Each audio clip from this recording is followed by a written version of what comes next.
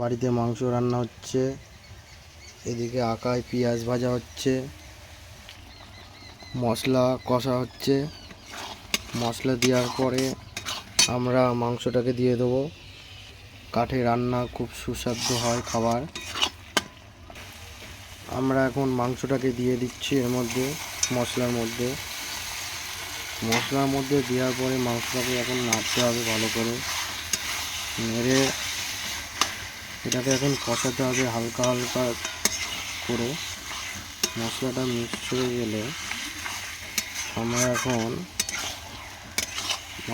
মশলাটা মিক্সড করার পর মাংসটাকে ঢেকে দেব।